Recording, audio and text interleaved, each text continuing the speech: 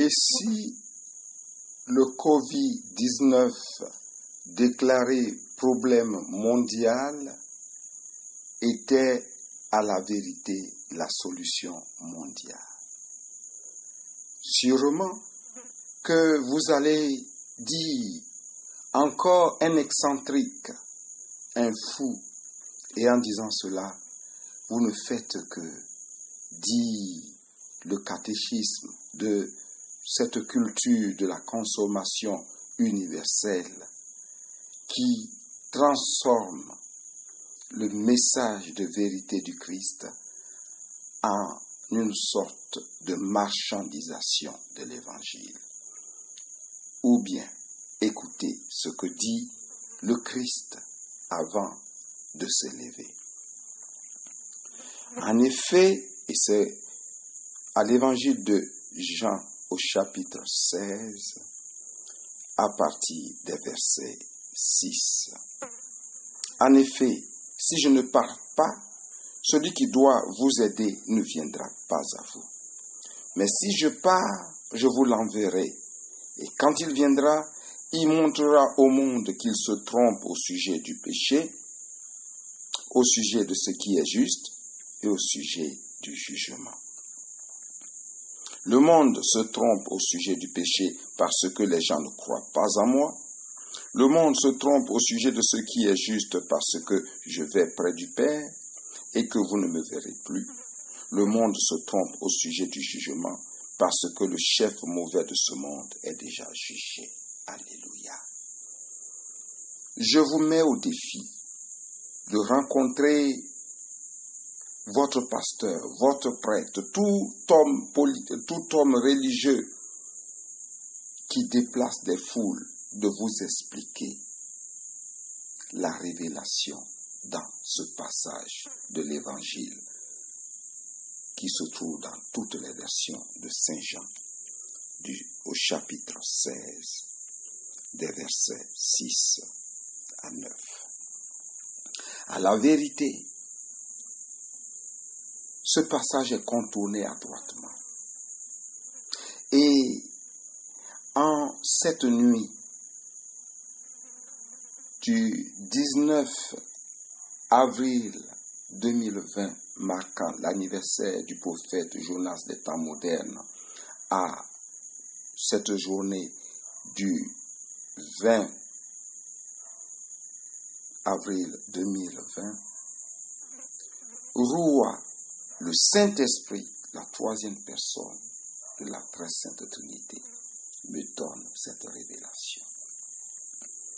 Car la vérité, le Covid-19, qui est déclaré problème mondial, est à la vérité la solution mondiale. Tenez, avant le Covid-21, le Covid-19,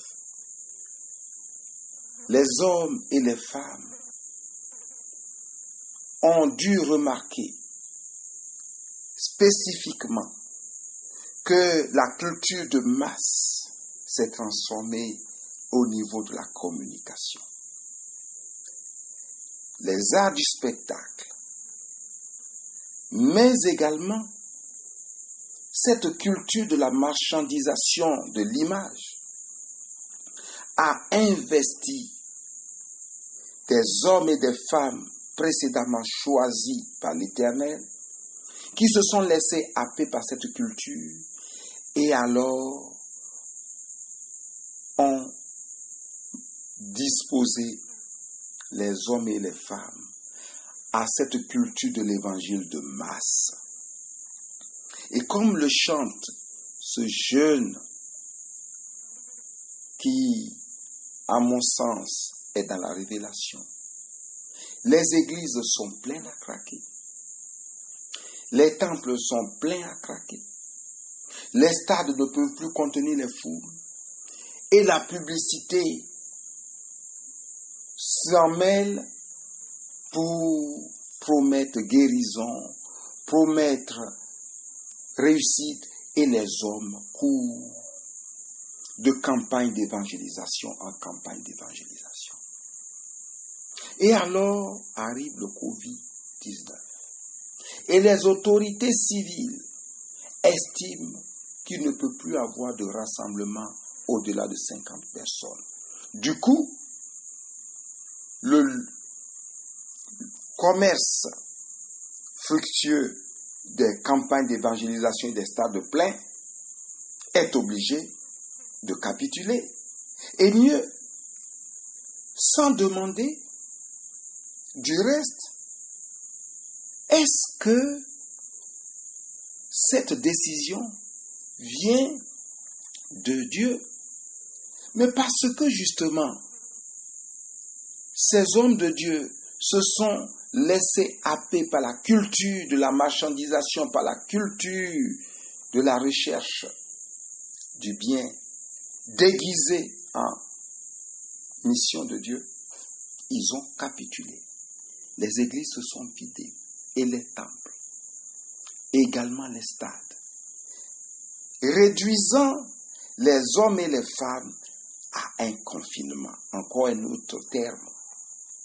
Mais justement, pour mieux comprendre cette révélation du Saint-Esprit à son serviteur, le prophète Jonas des temps modernes, revoyez les dispositions dans l'Écriture.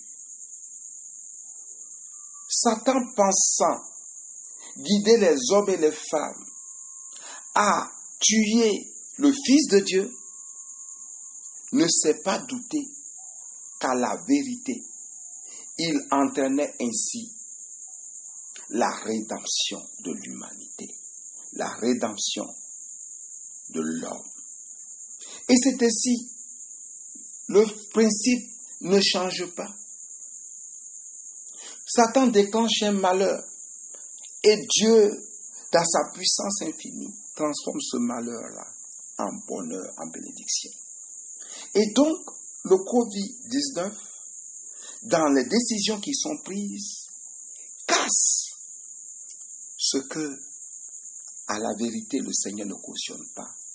Que sa parole est devenue, et il faut le dire, objet de commerce. Parce qu'on sait que les hommes, par cette culture de la consommation tout azimut, se retrouvent avec des maladies, alors les stades sont remplis sous l'espoir et non l'espérance de guérison de masse. Et on prend pour alibi que le Christ a ainsi exercé. Mais il le dit bien, le monde se trompe au sujet du péché parce que les gens ne croient pas en moi. Sinon, quand il nous dit plus loin que le Saint-Esprit, verset 14, est l'esprit de vérité et que cet esprit de vérité va nous révéler ce que, pour le moment, notre âme ne peut pas accueillir. En effet, au verset 12 du chapitre 16 de Jean, l'évangile de Jean, c'est vraiment le nœud de la parole de notre Seigneur Jésus-Christ. Ce chapitre 16, il faut le lire. J'ai encore beaucoup de choses à vous dire, mais vous n'avez pas la force de les entendre maintenant. Et pourquoi? Il explique. Quand l'esprit de vérité viendra, il vous conduira dans la vérité tout entière. Alors moi, je suis de confession catholique et nous continuons de parler des mystères de la Trinité, des mystères de l'incarnation, alors qu'il n'y a plus de mystère. Il ne peut avoir mystère que si, justement, tu n'as pas reçu le Saint-Esprit. Et que ton baptême dans le Saint-Esprit se limite uniquement à l'exercice des charismes. Et de ce côté-là, je tends la perche à quelqu'un qui a participé à ma formation.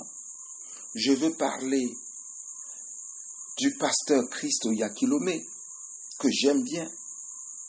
Il est dans la révélation. Même certains moments, quand la culture de la consommation nous happe et qu'on pense que ce sont les foules qu'il faut mobiliser, parce qu'en même temps aussi ça rapporte, on perd la continuité de la révélation. Si bien que le message se limite au niveau des charismes. Non. Nous devons savoir que Dieu le Père a été l'artisan de la création. Que Dieu le Fils a été l'artisan de l'accomplissement. Et la plupart restent à l'évangile de l'accomplissement. Alors que le Christ lui-même nous le dit, l'Esprit de vérité viendra. Il vous conduira dans la vérité tout entière. En effet, il ne dira pas des choses qui viennent de lui, mais il dira tout ce qu'il entendra et vous annoncera ce qui doit arriver. Et c'est cela. Des gens sont étonnés de ce qui arrive. Mais ceux qui sont dans la révélation savent que l'Éternel est là. Et aujourd'hui, le monde panique. Mais pourtant, chapitre 16, du verset 11. Jésus dit, le monde se trompe au sujet du jugement, parce que le chef mauvais de ce monde est déjà jugé. Et on parle de catastrophe, et on panique. Mais oui, simplement c'est catastrophe. On pour objectif transformer la calamité en opportunité. Si bien qu'aujourd'hui, les gens sont confinés chez eux. Et donc, le message va changer de format. C'est-à-dire, faire en sorte que l'évangile de la révélation soit porté aux personnes en leur disant qu'à la vérité, si le Christ nous a sauvés en masse, c'est-à-dire à sauver l'espèce humaine, et encore faudrait attendre ce qu'on n'attend pas, nous a sauvés. Il faudrait attendre ce que le Christ appelle « tout est accompli ». Oui, tout est accompli, mais tout n'est pas réalisé. Et le Seigneur Jésus lui-même dit « je suis venu accomplir ». Et donc, il y a une autre personne divine qui viendra réaliser. Et nous tous, nous sommes focalisés sur l'évangile de l'accomplissement. Tout comme aujourd'hui, le peuple juif reste pour le moment concentré sur l'évangile de la création. Alors, sachant que si la rédemption du monde par le Christ est pour l'espèce humaine, c'est-à-dire pour l'univers, pour peu qu'on confesse sa mort et sa résurrection, sachez que la vie éternelle est un parcours individuel. Chacun doit être l'artisan de son salut. Et c'est cela la vérité du Saint-Esprit. Et en cela, il faut que par ce confinement, il faut que par cette nouvelle forme d'évangélisation, les hommes sachent que la vie éternelle ne s'obtient pas par procuration. Ce n'est pas ton pasteur, ce n'est pas ton prêtre, ce n'est pas ton évêque, ce n'est pas ton pape. C'est pas lui qui va t'obtenir la vie éternelle, mais toi-même dans ton parcours personnel avec le Saint-Esprit, tu vas devoir passer du baptême dans le Saint-Esprit à la plénitude dans le Saint-Esprit et enfin au revêtement dans le Saint-Esprit. Et seulement, tes yeux vont s'ouvrir et tu seras l'artisan de ton salut. Que Dieu nous bénisse et que ce message puisse vous donner de faire en sorte que dans votre âme, vous puissiez vous dire, personne n'obtiendra la vie éternelle à ma place. Que Dieu vous bénisse.